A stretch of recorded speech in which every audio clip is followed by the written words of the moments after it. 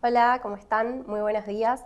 Bueno, estamos acá, hoy vamos a entrevistar a Rodis Recalt, que es periodista, político y autor del podcast Generación 94, un podcast destinado a hablar sobre la reforma constitucional, el proceso de la constituyente, que está culminando este proceso de 30 años que se cumplen. El 22 de agosto se va a cumplir el aniversario y por eso, a propósito de la fecha, queríamos conversar con vos. Roy, ¿cómo estás? Bien, muchas gracias. Muchas gracias por la invitación. No, gracias a vos.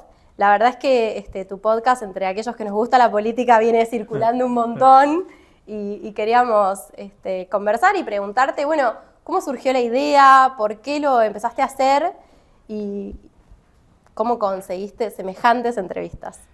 La idea surge de conversaciones con algunos constituyentes y en especial con Horacio Masachesi. Yo soy de Río Negro, él fue el gobernador de Río Negro y con los años hemos desarrollado una linda amistad y cada vez que viene a Buenos Aires me invita a tomar un café y charlamos un poco de política en general y de historia. Y él, todo el tiempo en su recuerdo había anécdotas de la constituyente. Y un día tenía una anécdota con Alfonsín, otro día una anécdota con Cristina Kirchner, un día con Zaffaroni, un día con Chacho Álvarez, otro día con Duhalde, Eduardo Menem. Entonces, Alacino, siempre había grandes figurones de la historia de la política de los 90, con Antonio Cafiero, ¿no? De los 80. Y a mí me pareció que era como una especie de selección de la política de los últimos años que convivió 3 meses en Santa Fe. Dije, eso fue un fenómeno, fue un gran proceso. Entonces un día le digo, antes de la pandemia, esto es un libro, Horacio, es un libro sobre, es una generación de políticos. Entonces en ese momento era la generación del 94 que yo quería ponerle al libro. Pasó la pandemia, se vinieron los 30 años y nunca pude llegar a ponerme a trabajar firme sobre el libro, porque también le veía muchas imposibilidades a cómo contar ese proceso de una manera entretenida, ¿no? Entonces era difícil encontrarle la vuelta atractiva a un proceso de una reforma de una constitución que parece denso, parece solamente para académicos, solamente para estudiantes de derecho. Entonces, y yo no soy abogado, entonces era difícil también para mí traducir cuestiones constitucionales. Así que cuando se vinieron los 30 años, ¿no? El aniversario 30, me encuentro con que todavía no había arrancado ni siquiera a escribir una línea. Pero tenía posibilidades de entrevistar a muchos, porque algunos los veía cercanos, los veía fáciles de entrevistar. Es un tema que ya quedó lejos de la actualidad, entonces muchos estaban retirados y dije, es un podcast. Entonces ahí dije, esto es un podcast. Y empecé a ver las posibilidades de cómo hacerlo, de hacerlo en un estudio, de hacerlo en una radio, ¿no? Pero mucha gente es muy grande, algunos viven en el interior, era como difícil también la ejecución del podcast, ¿no? Entonces terminamos comprando los equipos y yendo nosotros a la casa de los constituyentes o a sus oficinas o a donde ellos quieran, que eso también es parte también del proceso de conocerlos a ellos porque Wow, vamos a sus hábitats, ¿no? claro. Vamos en la casa de ellos, en sus oficinas o en los lugares donde ellos quieran. Eso está bien. Hubo gente que viajó, los que no podíamos ir porque vivían en Córdoba, en Entre Ríos, aprovechábamos cuando estaban en Buenos Aires para entrevistarlos, ¿no? Claro. ¿Y cómo te sentiste entrevistando? Digo, por tu podcast pasan figuras como Eduardo Masachesi, Zaffaroni, el presidente de la Corte Suprema, Rosati, Fernández Meijide. ¿Cómo fue ese de llegar a sus oficinas, a sus casas? Ahora, en el caso de Horacio Rosati, yo me imaginé que íbamos a hacerlo en el despacho de él, de presidente de la Corte. Y él dijo, no, hagámonos en la biblioteca, que yo no conocía la biblioteca de la Corte, que es un lugar espectacular, ¿no? Ahí cuando se publiquen los videos, el 22 de agosto, o se pueden ver en los cortes en redes sociales, la biblioteca es un gran fondo, ¿no? Porque es un muy lindo lugar, muy tradicional, muy antiguo. Entonces, conocer esos lugares. Yo creo que la principal virtud que tiene el podcast es que la temática les interesa mucho a los protagonistas. Es un tema del que ellos se sienten orgullosos de haber participado y del que se les ha preguntado poco y está constantemente volviendo a su vida, a sus recuerdos, y muchas relaciones humanas se trabaron en esa constituyente que trascendieron los años, ¿no? Entonces me parece que a muchos les interesaba hablar de eso. Te pongo dos ejemplos que son tal vez los más categóricos, ¿no? para Lilita Carrió fue el inicio de su carrera política. Sí. Fue la primera vez que ella se involucró en una cuestión política. Entonces, ella también está cumpliendo 30 años en la política. Entonces, a ella le interesaba conversar de eso. Claro. En el caso de Rosati, Rosati fue vicejefe del bloque del PJ en esa constituyente y tenía 37 años en esa época. Y era su primer contacto con políticos nacionales. Él era el ministro de gobierno de Reutemann y era la primera vez que iba, y además de abogado, especialista en derecho constitucional, entonces este tema le interesaba particularmente. Entonces, ir a verlo a Rosati era ir a ver a ese chico de 37 años que tenía ganas de hablar de su experiencia en la constituyente. De hecho, él me trajo cosas que él conserva casi como juguetes, que es su constitución de constituyente, que tiene su nombre, la llavecita con la que votaban del sistema electrónico, Wow. su carnet de constituyente, su constitución está autografiada por los constituyentes, por sus compañeros de constituyente. Tenía el manual del sistema electrónico con el que se votaba, o sea, él conserva, atesora todos los recuerdos, objetos de la constituyente. Y después otros que, por ejemplo, Corach, que le gustaba mucho, bueno, que fue un tipo importante, y también hablabas con un tipo muy referente del menemismo, ¿no? Total. Pero bueno, yo creo que también la facilidad de que tantos protagonistas de la política digan que sí a esto es porque le interesó mucho ese proceso. Y en ese sentido, como, ¿qué reflexión tenés de todo el proceso de la constituyente y de ellos trayéndolo hoy a la actualidad para revisitar lo que fue? Bueno, ahí me parece que hay una reivindicación general a esa forma de hacer política, a la búsqueda de los consensos. Noto mucha reivindicación de los peronistas sobre la figura de Alfonsín. Total. Y también de los radicales sobre la capacidad de liderazgo de Menem, ¿no? Entonces, eso es interesante visto con los ojos de hoy, ¿no? De cómo la política hoy tan fragmentada, en esos principios de los 90, eran muy claros los dos liderazgos más importantes de la política, a pesar de que veníamos de una crisis económica de la cual Alfonsín era la cara de esa crisis, ¿no? Pero igualmente había un respeto sobre él. Y entender también lo lento que son los procesos políticos a veces y el esfuerzo de diálogo que demandan, ¿no? Me parece que a mí lo que más me queda de esto es que para reformar la Constitución en el año 94 se empezó a conversar en el año 72.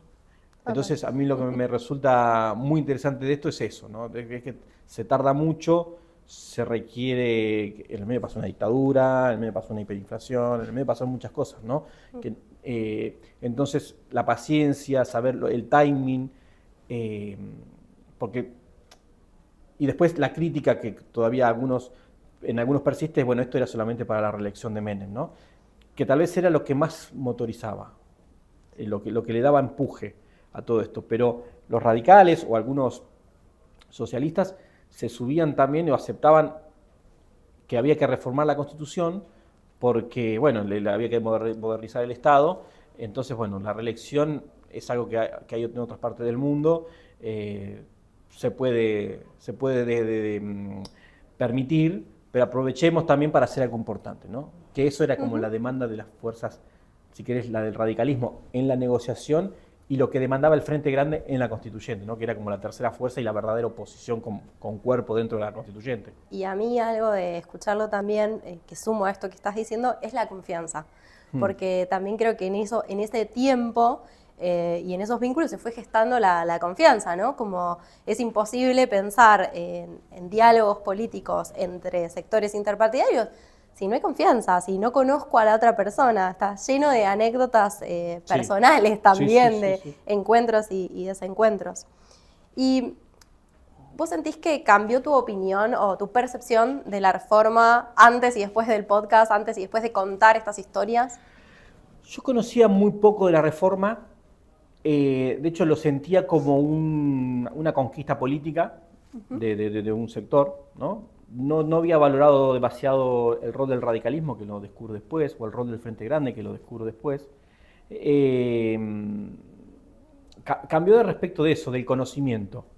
antes no tenía una opinión demasiado formada y de hecho ahora sí, que creo que después de haber conversado con muchos de ellos, logré tener una formación un poco una opinión un poco más compleja del proceso, pero sí, mi opinión al principio era, bueno, fue una conquista de un sector político sobre otro, y después me entendí que no era tan así.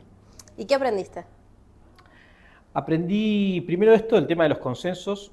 Aprendí que Menem, la figura de Menem, ¿no? Que a veces se la critica, se la critica por cómo fueron las políticas del inicio del menemismo. O sea, el menemismo tiene esta cosa de que fue el gobierno que privatizó empresas, tuvo, bueno, las políticas que se critican desde el punto de vista más progresista sobre el neoliberalismo, y después todo el tema de la corrupción que terminó empañando todo el gobierno de Menem, ¿no?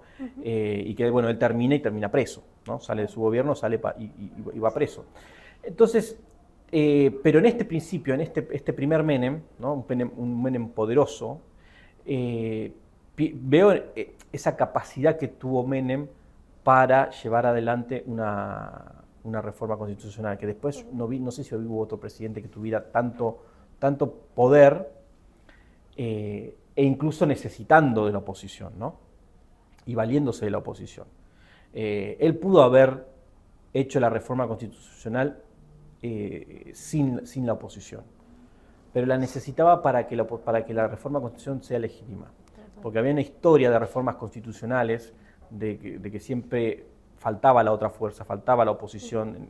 Los casos que más se citan en el podcast son la Constitución del 49, en donde el radicalismo se retira, y Perón hace una reforma constitucional peronista sin el radicalismo, y después la del 57, que es con el peronismo proscripto. Entonces, esos son los dos casos donde son elecciones, reformas constitucionales ilegítimas.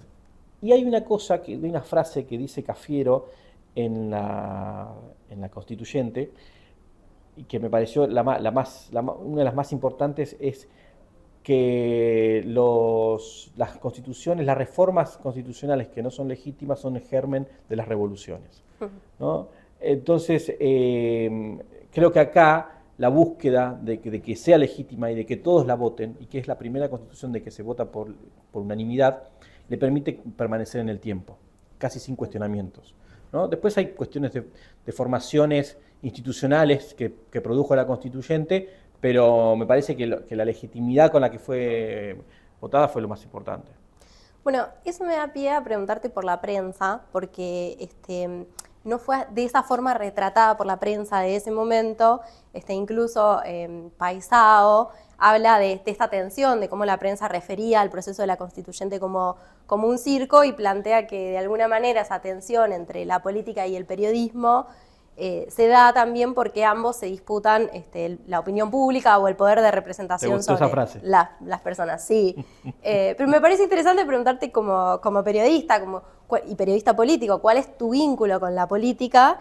Y si pensás que a veces se puede dar que el periodismo no parece entender un proceso político de la misma manera que la política, o viceversa.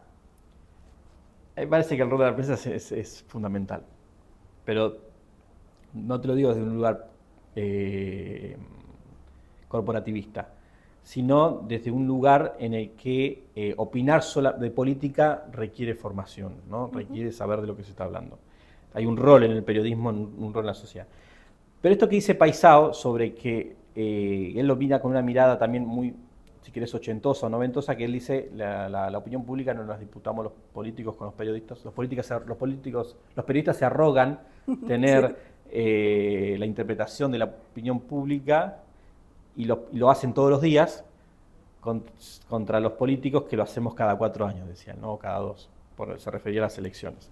Entonces, a mí me parece que hoy, en el presente, esa disputa sobre quién interpreta mejor a la opinión pública también está repartida con los influencers o con los políticos mismos que en redes sociales pueden todos los días expresar sus opiniones, ¿no?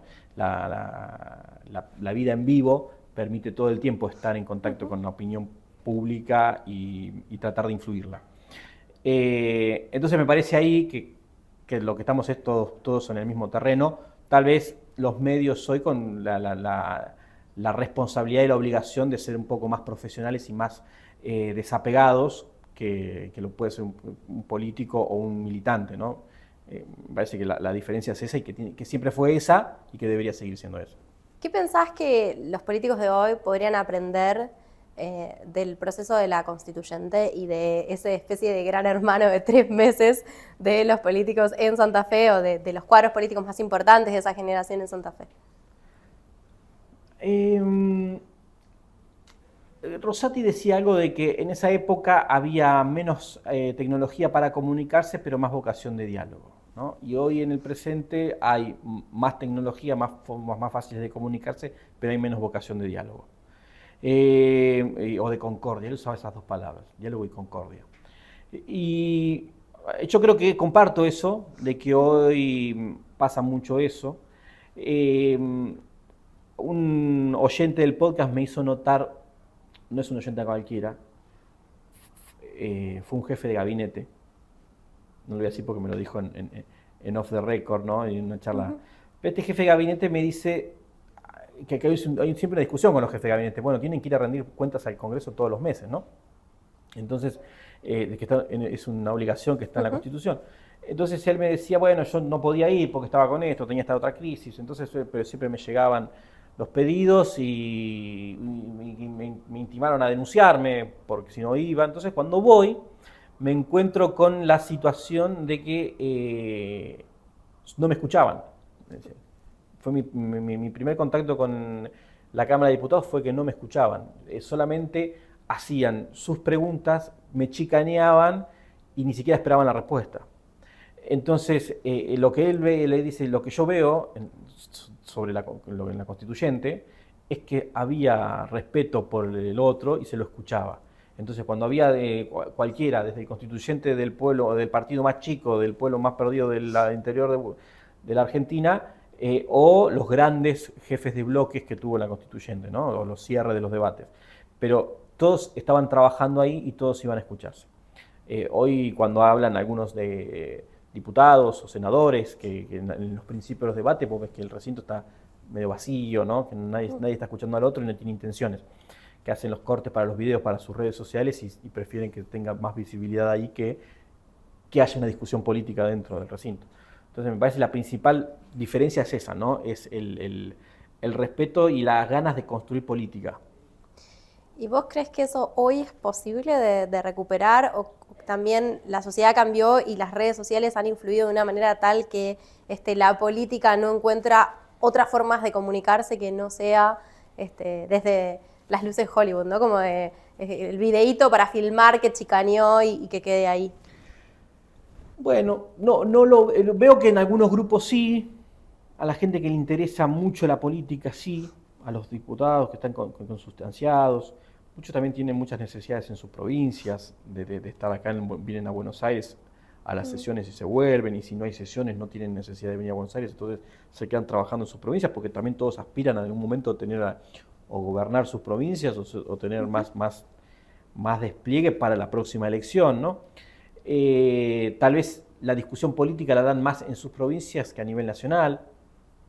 Antes la política, al haber menos posibilidades de comunicación, había necesidades de tener que venir a Buenos Aires, ¿no? Al Congreso. Antes, no.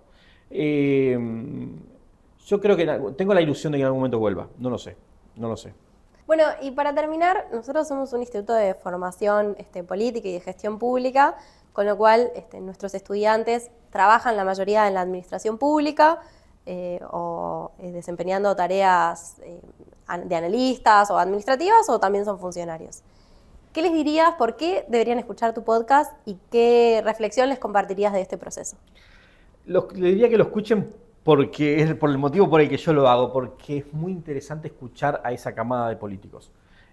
Porque yo creo que hay un proceso en la historia argentina reciente que se inicia con el regreso a la democracia, en el 83, que esa camada de dirigentes, Alfonsín, Cafiero, Menem, ¿no? Los que traen la democracia y la consolidan, en ese 94, donde solamente habían pasado 10 años del regreso a la democracia, esa generación de políticos en algún punto es la que termina eclosionando en el 2001. Pero hay un grupo de esos constituyentes que trascendió, que son Cristina Kirchner, Lilita Carrió, bueno, Eduardo Valdés, Rosati, Zaffaroni, Aníbal Ibarra también, ¿no? Que él llegó pero rápidamente cayó. Pero todo ese grupo llega con muy poca nafta, pero llega a este 2023, donde Milei los termina, diría que expulsando a todos en algún punto. Entonces me parece que es interesante entender ese proceso, de por qué llegamos hasta acá, cómo llegamos hasta, cómo era la política antes, que no siempre fue como ahora. Y que es una pregunta que yo que no termino de responderme, que creo que lo hablamos, y es esto de en qué momento cambia, en qué momento se produce ese clic. Si Milei es el fin de una generación, ¿no? Es el que jubila una generación, y él también es el final, ¿no? O él es el quiebre y de ahí está arrancando otra cosa. Entonces, porque Cristina, Carrió y todas esas que fueron constituyentes y fueron parte de esa generación todavía están, ¿no? Por eso lo digo. Entonces, me parece que es interesante para leer ese proceso y para ver qué les pasó, qué nos pasó. Total, y ahí creo que siempre es clave ir al pasado para entender el presente, ¿no? Como ahí siempre hay claves para ver cómo se manejaron las personas, qué pasó, cuánto de eso explica el hoy y también qué pistas encontramos en el pasado para construir el futuro. Y te voy a decir algo más también, por qué es importante tal vez para tu audiencia. Es el tema de la creación de la capital federal, ¿no? Ese es un tema que me parece también clave y que es muy interesante en la discusión, porque en las conversaciones con los convencionales constituyentes porteños, hablar sobre ellos sintieron que crearon un nuevo Estado, ¿no? Total. Entonces, la organización de ese nuevo Estado, está bueno entender cómo era el espíritu de la creación, el capítulo con Zaffaroni, donde él habla, bueno, ¿qué es la ciudad de Buenos Aires? Es una provincia, es una ciudad con las prerrogativas de una provincia, ¿no? Es copado porque él dice que en la constitución de la ciudad se le permite al jefe de gobierno llamarlo gobernador de la ciudad de Buenos Aires, ¿no? Pero sí, nunca ha elegido eso. Claro, nunca lo elige, nunca los jefes de gobierno nunca se autollaman gobernadores. Pero tiene 3 senadores también, ¿no? Como todas las provincias. Y la discusión por la coparticipación es, bueno, ¿qué es? En el Pacto de Olivos original, lo único que se le daba a la ciudad de Buenos Aires era la posibilidad de votar a su intendente o a su jefe de gobierno.